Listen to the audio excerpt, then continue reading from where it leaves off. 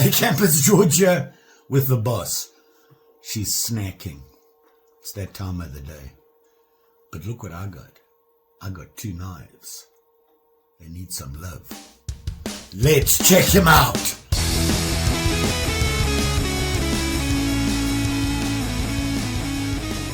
what we were looking at were these 2 knives. Now you can see they beaters. We got a spay blade, clip, and an awl on both of them. Some are better than others, and you know, both the handles are toast. The other day in a mail call, yeah, I got some handle material. And this is a nice little, this style, the cattleman, you want to call it, stockman style. Good backup knife, right? Have it on your belt with your fixed blade when you're out trudging. Or walkabout if you're Australian. Or, where I come from, we used to call it bundu bashing. Let's make a knife for all of those uses. So here we have the 2 knives, and you got your clips, you got your spay, and you got your awl.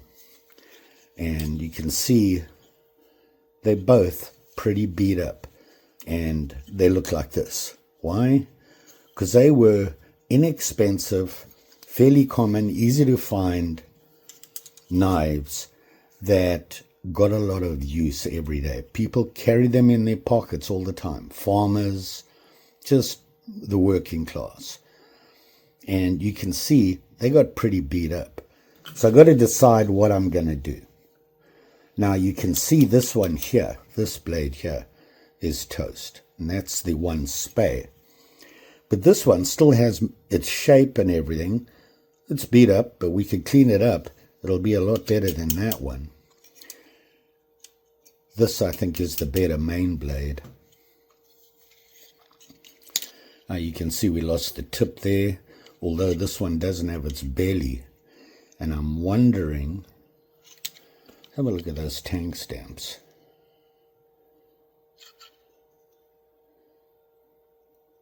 They're not, are they the same? No, I don't think so. But they're both Hammer brand. One looks a little more beat up. Although that looks a lot cleaner, I think we can bring this up into a nice sharp point, and it's still got all of its well, most of its belly compared to that one.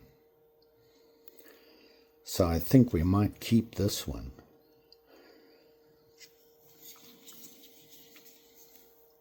The awls, that one's in good condition.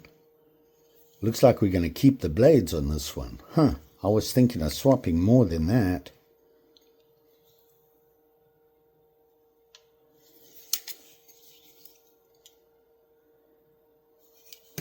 Let's do this one, because this one has most of the handle to there, and we can use it for parts. This one, only half a handle. And I'm planning on replacing the handle with this. So let's take this guy apart, because we're going to have to drill out all the pins, because I want to use those same holes, put the handle on. Oh, and it just fits, right? Huh. Wow. Looks like it was made for it, right? Let's take it apart, clean it all up while it's apart, put it back together with the new handles. So the first thing I've got to do is take this clamshell off, and then we can get to the pins and everything. And I think I'm going to use my little Dremel, my little light, Dremel light. It's very quick and easy. You can even use a file just to file these off. But I'll use a Dremel because I haven't used it in a while, and I think I want to. So if you remember the clamshell, they have these little clips on them. Get it focused for you there. You can see it just clipped over there. Just got to pull that off. I don't want to damage this because I want to keep it as a part because I might need it somewhere else, although it is squished. So if we break the clip, it's not devastating. But I'm going to show you how to do it, hopefully, the correct way. Let me get my heater. My super duper Chandler Tool Ultimate Heat Gun. Ha! Inexpensive, found it on Amazon, and it does everything I need. I use it for rehandling when I'm using acrylic, and does a good job of heating up, and it doesn't overheat or anything like that. So all I want to do is just warm the metal up. You don't need it red hot or anything. You want to warm it up so that when you start bending it, it's a little bit more flexible and less chance of breaking. So I'm going to do that right now.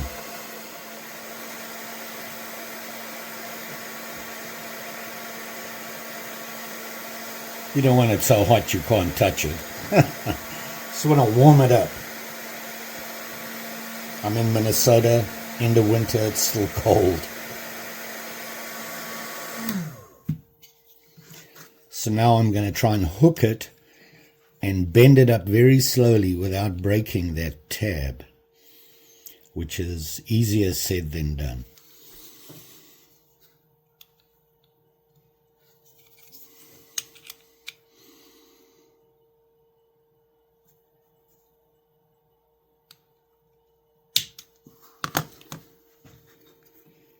The other side has a tab, it'll just slide off. So there we go, that was easy. You can see how damaged it is. It's bent, and I can tell you to try and fix this is really tough. But I'll keep it as a spare anyway, for just in case. Let's get these pins cut off. So they're bigger on this side. I'll just do the small side. Just need to take these 3 pins off, and then the whole knife will come apart. Makes it a lot easier to work on the parts and get them clean. Probably going to have to dip them. They're not that crusty, but we'll have a look once they're off. Safety glasses, always a good thing.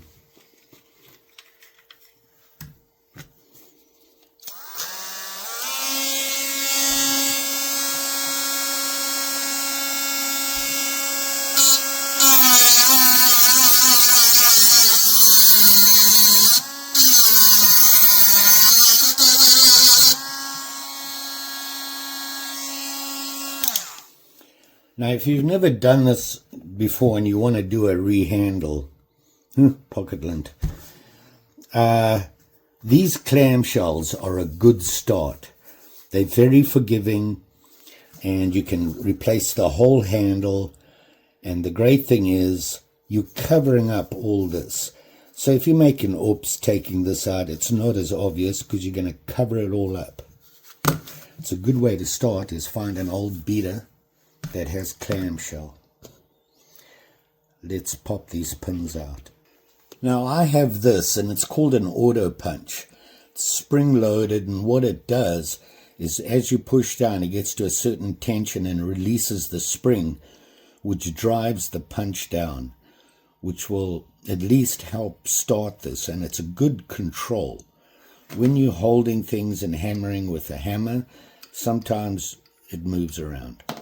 Especially if you got the shakes like me, this works pretty well, at least to get it started.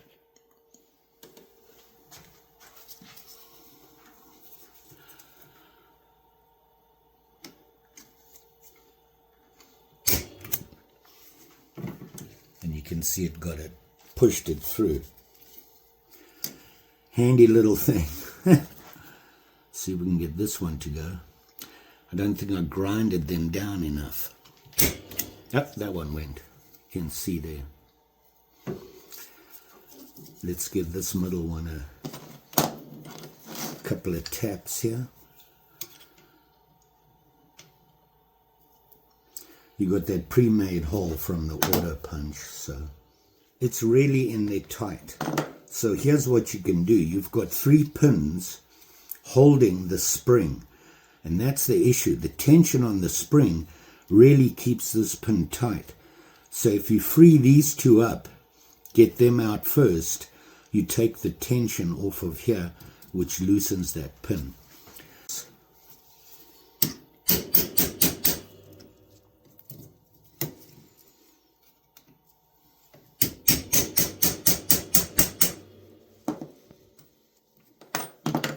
And then hopefully you can pull them out.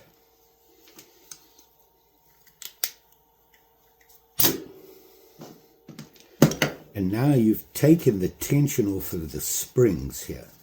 Hopefully now it'll be a little looser.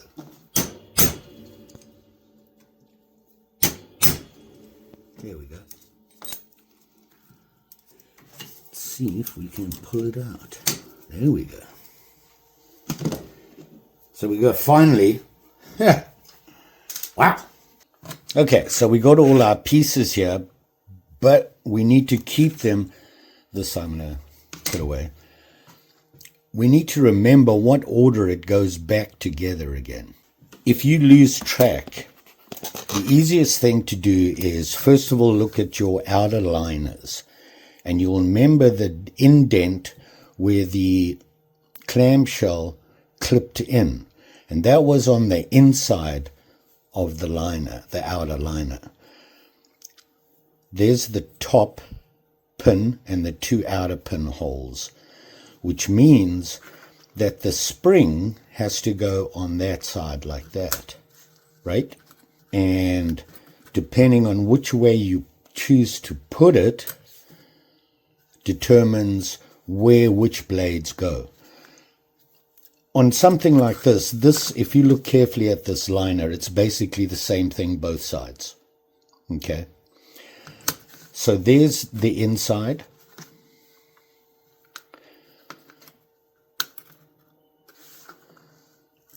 And all these need to match. Now you just need to figure out the order. As you can see here, that's in the right position. That little clip hole here is not. Okay? And that is, if you look, see there? Which means it should be that way, and you turn it around. And now, we're good. We just need to get these and these in the right order. Now, typically, blades both sides are on the same side. Okay? The awl is on the other side and always opposite the smaller blade. So if you look at your springs, here they are here. One spring has this in the bottom because why? There's nothing on the other side that it's going to hold in, which means this goes with those two, and this goes with that one, right? And all you need to do now is separate them. This one will go there.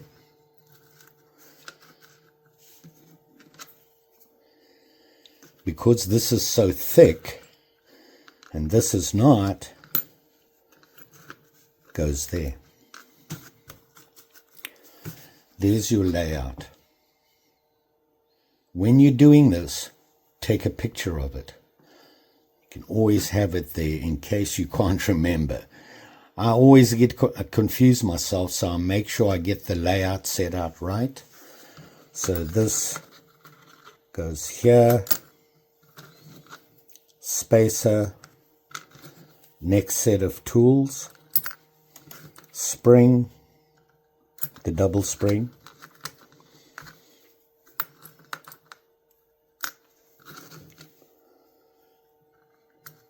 spacer, outer liner. Now when you look at it, if I can hold it together, should have done it this way.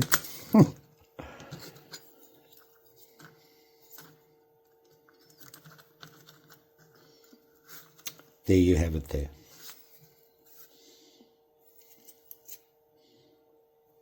Okay. Blades on the same side. spacer, spring, outer spacer.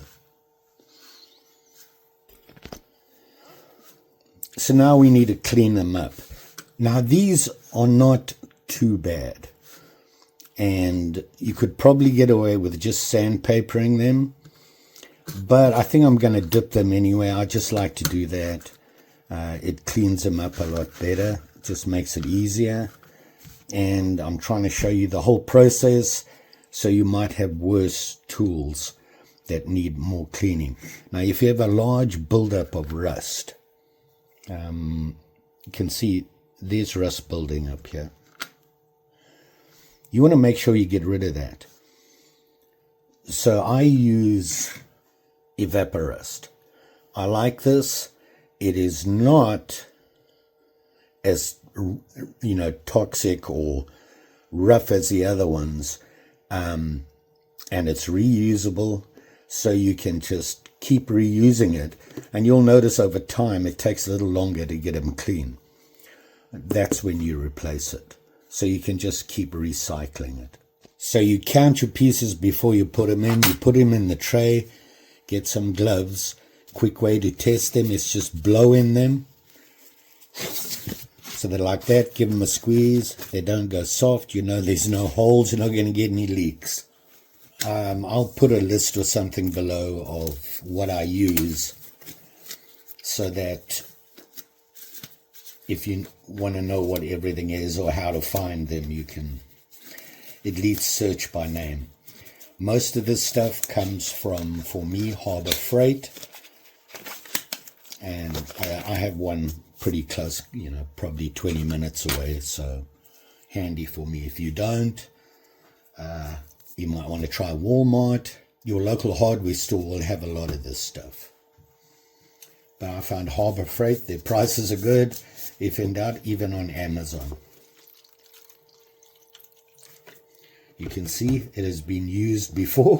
And then I'm just going to let them sit there for about 15 minutes or so. If you look here, I have a fairly soft wire brush. It's stiff enough, but soft enough that it's not going to scratch too much. After these have been sitting for a while, give them a quick rub to get all the loose stuff off and let them sit again. And then I take them out, wash them off, and put my rust remover back in the container. So I'm just going to let this sit there for a couple of minutes, and then we'll rub it off.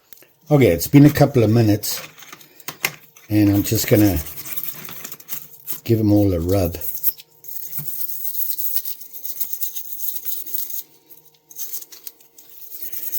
To get the heavy stuff off. You can see they're starting to patina. You can leave it that way. I just like to clean them off, shine them up. Eventually, over time, they will patina again because, yep, carbon. The boss is here destroying my furniture. What are you doing?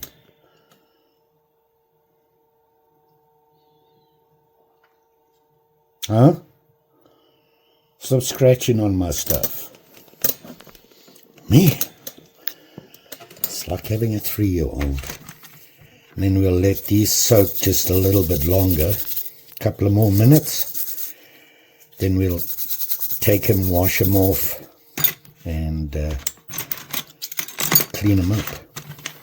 Count your pieces. Make sure you have them all before you dump it in here. Okay, so here they are. I washed them off in some warm, soapy water to get the icky stuff off, and I'm looking here and I missed that. It'll come off though. And you can see here how the rust remover patinas the blades. But I'll be taking that off because I want to have the knife look like new again, and like I said, over time carbon blades will patina naturally, so there you go. We want to start cleaning these all off and making them look all shiny before we put it back together. the advantage is you can get to these parts. When the knife is together, you can't reach in here, and it kind of limits you. You can really clean the edges that you're going to see in the wells, and of course the liners, and get them nice and shiny. So let's have at that. You've all seen me do this. We'll work through them all and get them all cleaned up. We do need to shape this, and before I clean it up, you can see, looks like they welded the thing or something. Anyway, we'll reshape it to give it a point. It's not going to take much, just take it off there. Don't want to change the shape at all. I like to use foam backed. I think I get a more even rub on it, and I really like the way it works. You can fold it in half to get in the wells, and you do both sides at once, and it gets even pressure, things like that. The ones I buy come like this. You can buy it in a set from about 180 up to about 3,000 or 4,000. I like to go higher than that. I go up to 7,000 grit, which is basically feels like kind of sort of rough, just regular paper, but it really brings a shine. And then of course mothers. So I don't use a whole pad like this. I'll cut them up into 3 or 4 pieces. Otherwise, if you have the whole thing, you tend to waste. So I do that. I'll cut them up into pieces about that big and just work my way through. Now you can start with a heavier grit. I'm going to start with 600 to 800, which is more than enough. It's not too bad. It'll certainly be a good start, and work my way through. So 5 to 600, 8 to 1,000, 3,000, and then, like I said, on to 7,000, and then mothers. Just takes a little elbow grease, and you just work your way through there. Be diligent. This makes it a lot easier to do. Some people like to use a Dremel. Nothing wrong with that. Just got to be careful. Dremels, they work hard and fast. So you got to be careful you don't take up too much metal when you're doing it. And you can get different grits and things like that. But you'll be able to see it. If you have any questions, put it in the comments. I like to support my stuff, and what I'm going to do is I'm going to start with the springs and the liners, that sort of thing, the spacers. Get them done, and then we'll go on to the tools and just work through each one. You just got to remember that the rougher the sandpaper, the more material it's going to take off.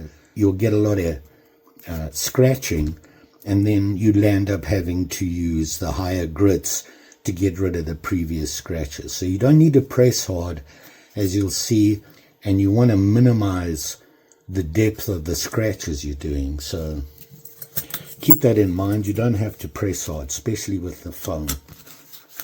I'm going to start with the end liners, and just going to give them a light scratch. I like to tap them down when I'm going to do a full replacement. I'm not putting another clamshell on. You can tap them flat and you get a nice flat fit. So remember to do that. I'm going to do, and I didn't. I'll do that right now. And here you can see I flattened this one out. It doesn't take a lot. This one's still to be done. But this one's flat because I'm putting a solid piece across. I don't want to have to dig it out on the handle material. I can flatten these. However, if you're worried about parts and things like that, you can leave it this way, because you might decide that, you know what, I need this liner more than the knife does. And then, of course, if you flattened it, you can't really put the clamshell back on. So keep that in mind. Like I said, you don't have to press hard. Just go up and down a long way, you know, whatever way you want. Just be consistent. Going up and down will stop the obvious scratching look to it.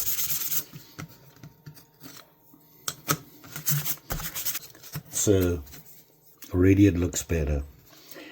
Don't forget the edges and the other side. The other side's not that important because you're going to be putting the handle material on there, but it's always good to have a clean surface for the glue. A couple of rubs like this. We'll be shining these up anyway, but this is what really shows up on the knife.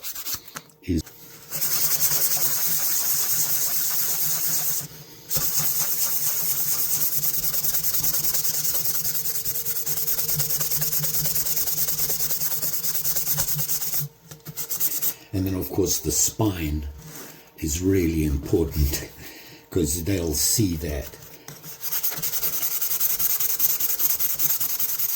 You rock it back and forth like this, you'll get a better clean on it. You want to make sure that this is where the blades move on, okay?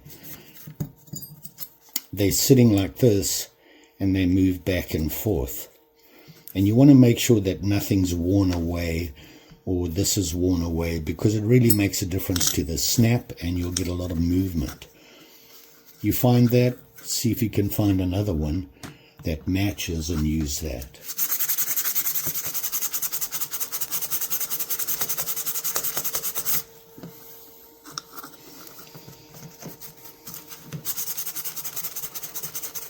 And the boss wants a drink.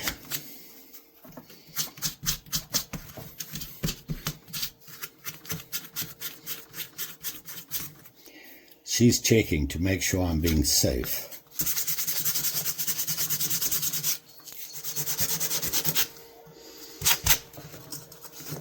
You can see there's pitting underneath, but the rust is gone. Don't rub too hard. You don't want to take too much metal off.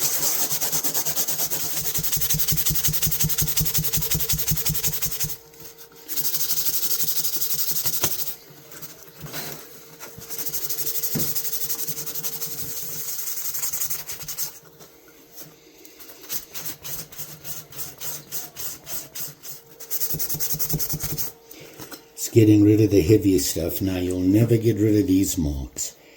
To do that you have to take too much metal off. I'm not a big fan of that.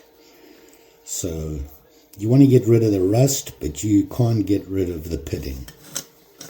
And then you can get some just regular sandpaper, fold it in half like this, and you can go in there. Give it a rub. You want to get all the junk that builds up in there. Mothers and that will clean it up.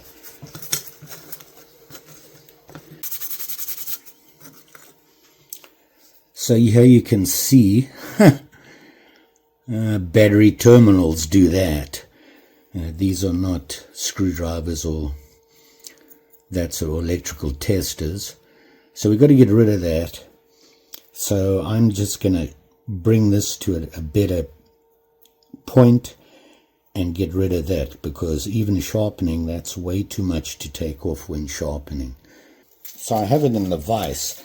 Now, just remember, gloves. You're dealing with a sharp edge.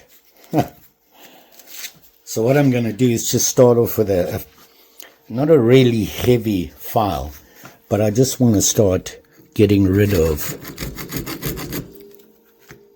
that mess.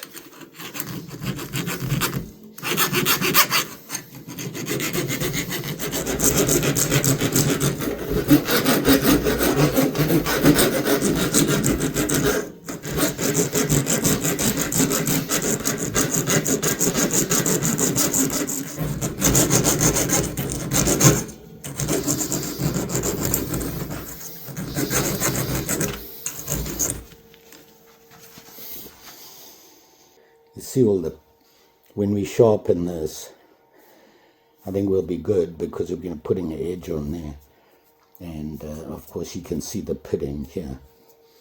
No biggie, but we have some shape back. So back to cleaning.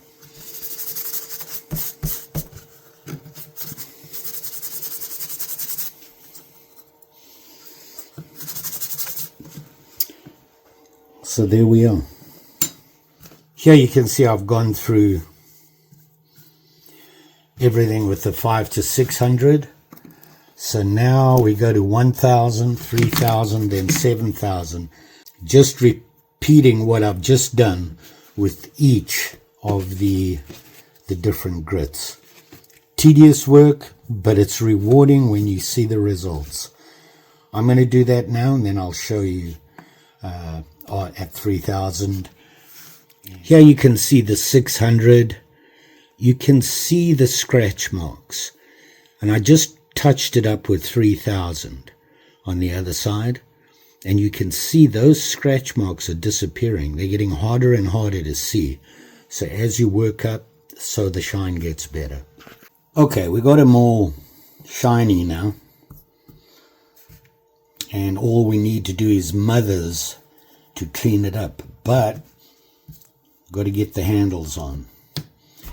So what I did was I marked the center line on these. Now we're going to put these on. We're going to glue these on here like that, and then we're going to drill the pinholes, and I'll use my Dremel drill press to do that.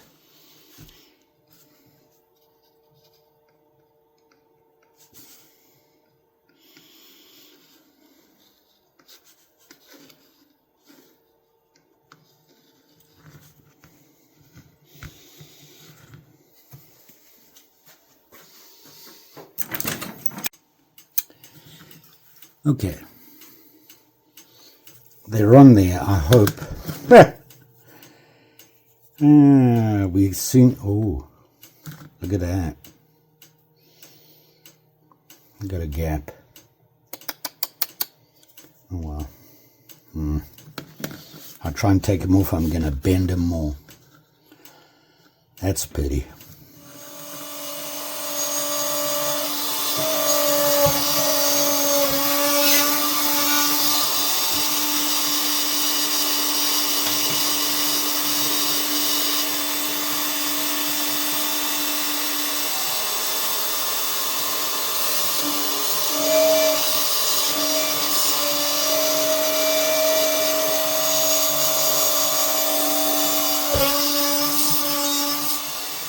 So I'm going to test fit it first, and I have these little panel pins here, and they're really thin. They're thinner than what's required, but they're good for putting your knife together and make sure everything lines up. Allegedly.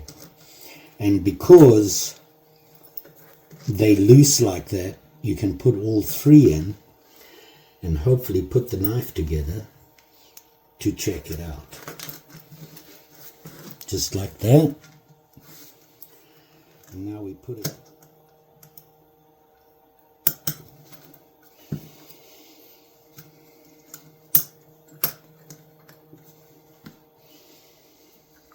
So here we have it here with two of the pins I'm going to use and one of the panel pins. Because the panel pin's smaller, it allows me to put it together. And now we have a little bit tighter fit. The springs now, because I'm using a looser pin here, are soft. There is snap there, but not very much.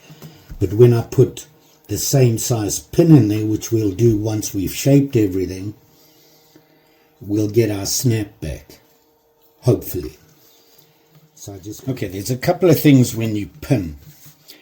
You're going to need a spacer, okay, because you don't want to pin it too tight and then you don't have any movement. It's really difficult. You're going to lose the snap on the springs and things like that. So you don't want to over tighten it.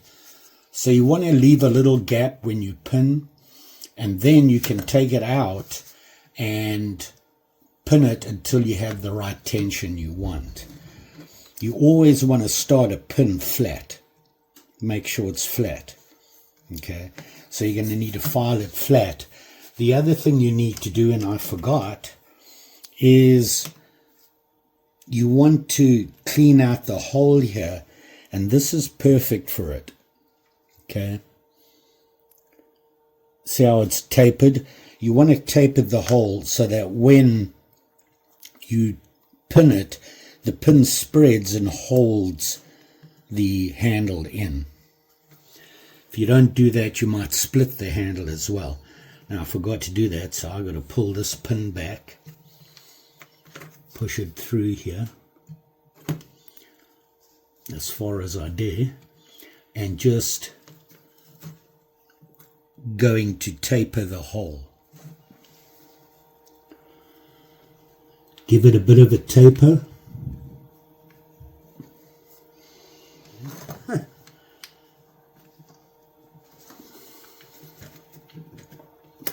And now it's just a little bit tapered bigger than the pin, so that when the pin spreads, it's going to hold the handle in.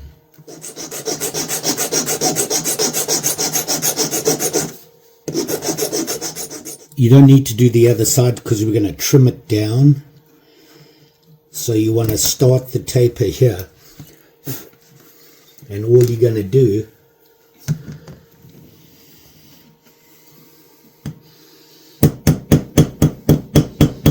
just the weight of the hammer is all you need. Just lift it up and drop it and go around like this.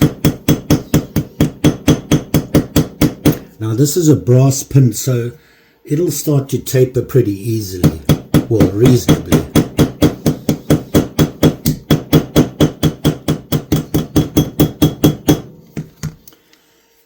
So now you can see how the pin is tapered a bit there. If I push it, it's not going to pull through, because you don't want the pin to pull through, because we're going to be trimming this side off. I'm going to do the same thing on this side.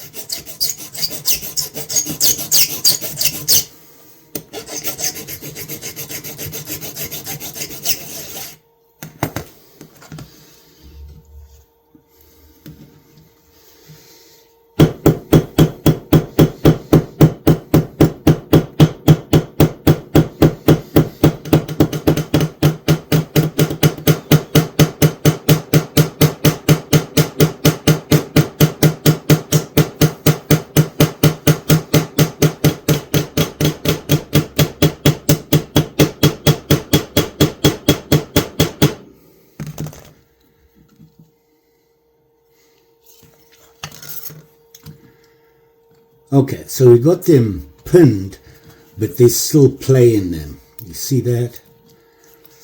Because I had the spacer there. So I know I haven't overdone it. Now we've got to put this guy in. Very exciting. So I opened the blades out on it because I'm going to be trimming down, and the blades actually sit higher than the liners, so you have to get them out the way. The problem is you now got your blades here, and you're going to be filing and everything along here. One, you don't want to damage the blades with the file or the awl. Two, you don't want to slide your hand across there and cut it, so you want to protect both you and the knife.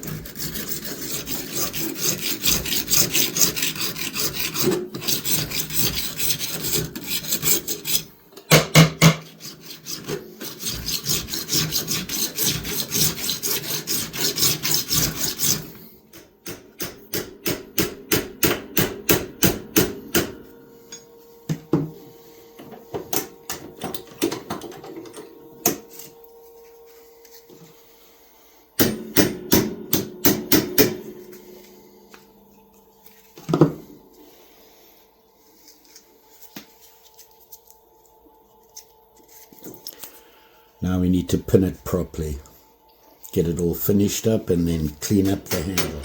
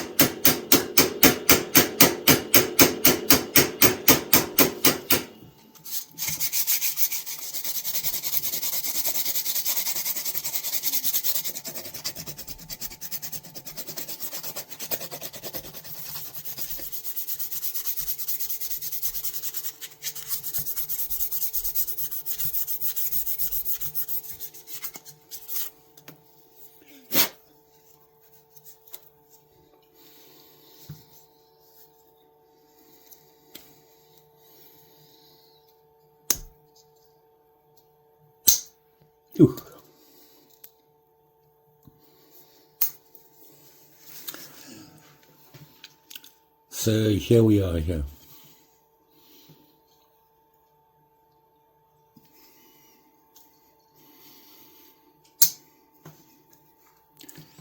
The snap is okay, it's not fantastic. This is really hard. This is the awl, or reamer, or whatever you want to call it, and it has that little edge on it. I think I'm going to, because of the handle, it's really, you need more room to hook it. So I think I'm just going to file this down.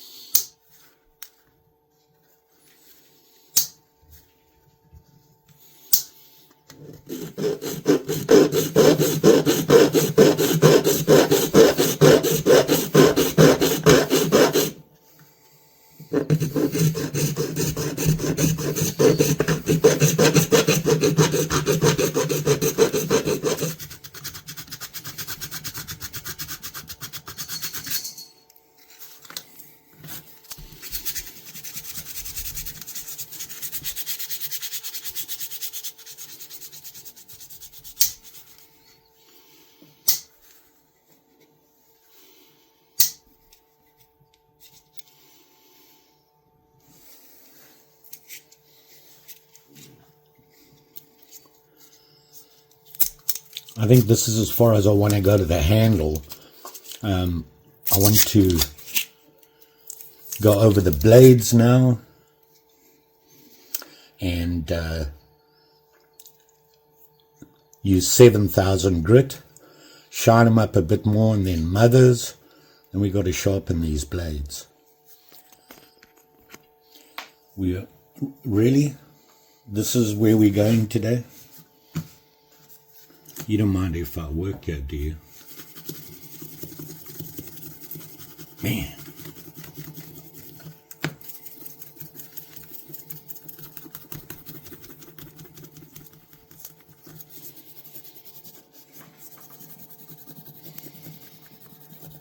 You don't have your safety glasses on. You can't put your face close to it. Thank you.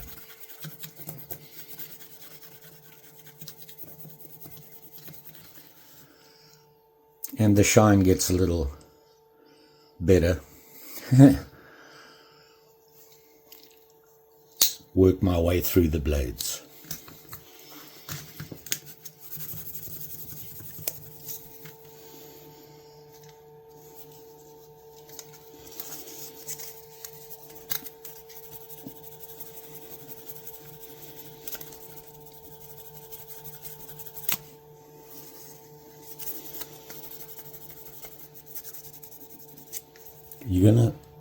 You're gonna press the record. Don't do that. Mary's trying to work the camera.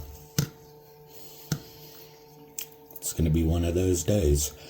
All right, so let's mother it up. And so I'm just using mothers here, if Mary will let me. And you don't need a lot. Start with a clean area on the cloth. Like I said, you don't want the metal filings getting in there, and mothers warms things up very quickly. And all you need to do is just dab some on and give it a rub. You don't have to press hard, and it'll smooth out the shine a little better.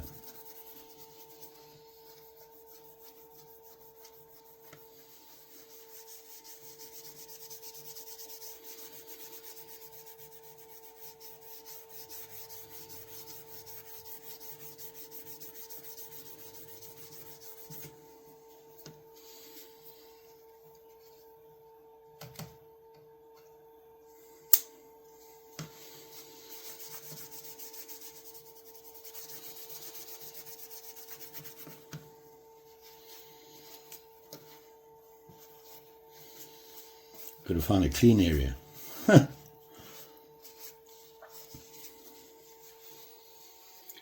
And you can use it on everything.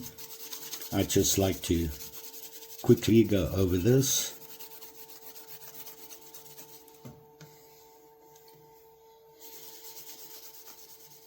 And that's all you need to do. I'm going to open it up and wipe off the excess.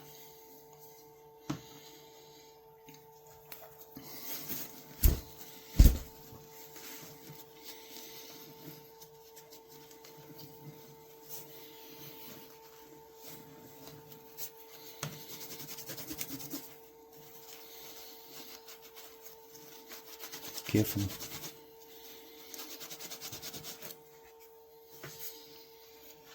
And here you can see it doesn't take a lot, and it really smooths out the shine a little better, even with the, I mean, we have pitting.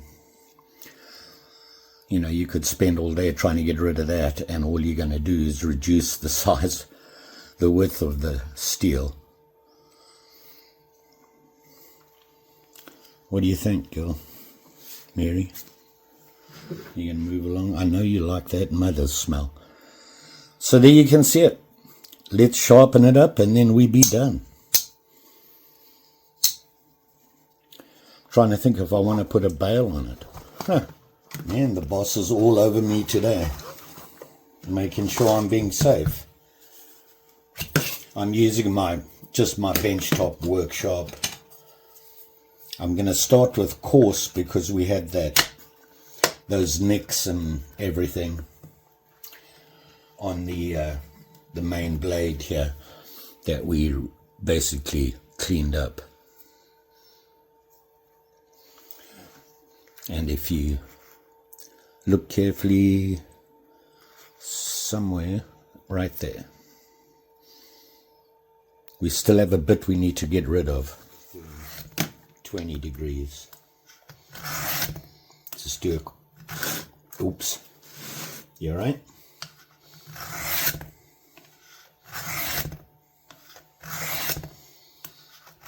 Good luck. Let's change to smooth.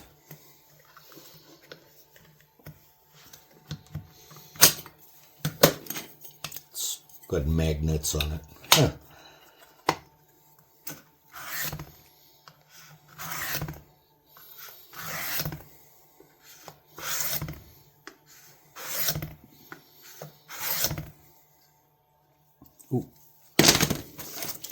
When you whittle a lot, it's nice to have a ceramic rod, and you can touch up your blade with it. Just with a 1, 2, 3, 4, 5.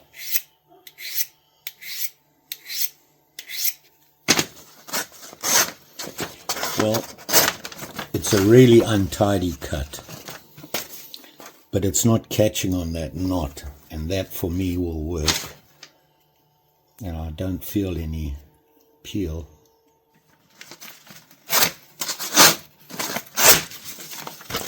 Well, it's going to cut what I need. Oh, that's horrible. It's going to cut what I need, but it's not perfect. But it'll...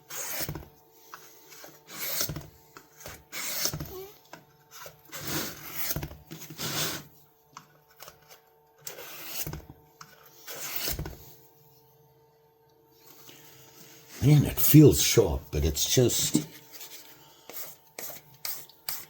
not as smooth.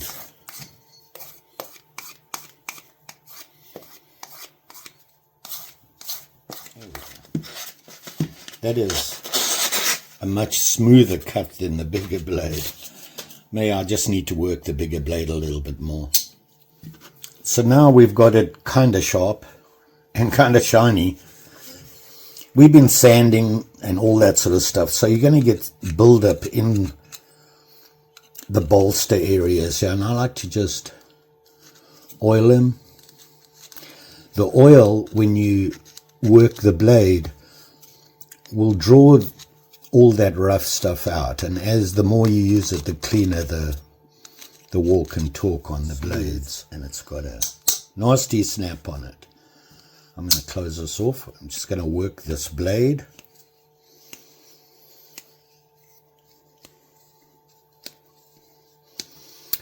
And now we should have better snap. Cleaning up that there's no grind on in the bolster.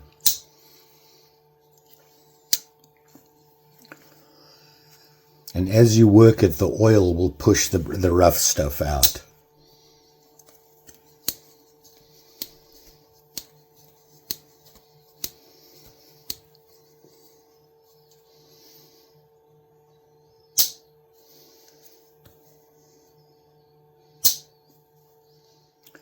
There we are.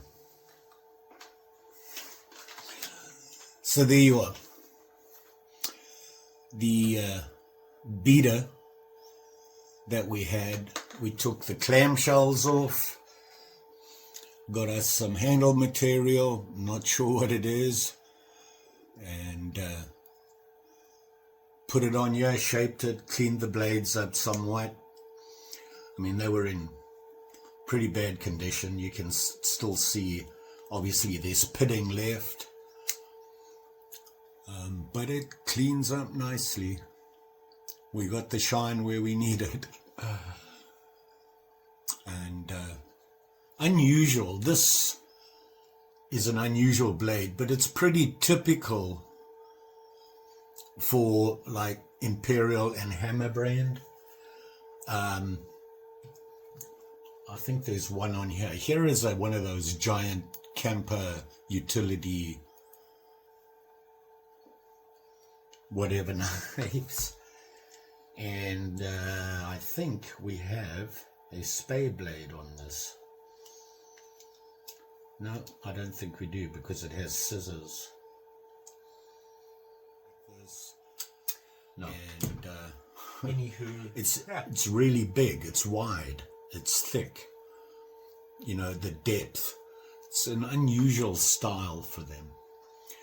But, you know, Hammer brand, Imperial, Ulster, Camillus, all do this stuff, and they all have their own little fancy stuff to it. But here we had a beater knife. We kind of sort of brought it back to life. Not perfect, like I said, a lot of pitting on it, but it's shiny now. Has a new handle on it, and it's kind of sharp. Not the knife's fault, just saying. And you know, with a bit of mothers, you can make things shine. So there you go. You all be safe when doing this. You know, like I said, you got blades all over the place. When you open it up here and you're cleaning here, if you slip, you're going to drag your finger across the blades. Be aware of that stuff. Tape them up. That painter's tape doesn't cost an arm and a leg, and if you shop hard, you can find bargains everywhere. So do that. Just be aware of it's a sharp and shiny, or about to be. So there you go. And of course, to get better access to that ore, I just dug that out. I even dug into the liner on it, so it just gets to be easier to get in there. When you have a thicker handle like this, or it doesn't give you any curve to it, like on the clamshells, it's fairly easy to get to. When it's like this, not so much, because so you put a little divot in there and you can go straight to that little angle. It's a nice little touch to add to it. You see it on a lot of the older knives, do that a lot, especially with the old style can openers that have a little hook on it. They dig it out and it sits right in there and you can pull it right up. Makes for a nice little extra. Not perfect, but it'll do better than it was, I hope. Don't forget, like, share, subscribe. You know the story. Pretty sure I'll be back. I got a couple of 100 knives. Got some nice fishermen here that got in a mail call. You may have seen it. Two very nice vintage fishermen. Solid. Need to be cleaned up. A camper, Ulster, and a Well, not so much a rehandle, but a blade replacement. Really like this little knife. It's a swell end. Very nice knife. Clean up nice. Very cool. So there you go. 40 minutes you're never going to get back. Just saying. You know, I do everything by hand simply because I don't have the room. I have a shed. It's too small. It's crowded. No electricity. So I do it in the man cave. You know, just about anybody can do this stuff. You saw the tools I used. I have a little hand Dremel. I have a couple of Dremel things. They're battery powered. You can charge a battery and you got the power to do what you want. You don't need the big fancy workshops. Just a little bit of elbow grease, some patience, some tools that you can get just about anywhere, or you probably already have, and a lot of sandpaper. Ha! And you can do these little projects. Very satisfying, very satisfying. So there you go. Thanks for watching. Always, always appreciate it. We'll see you again soon.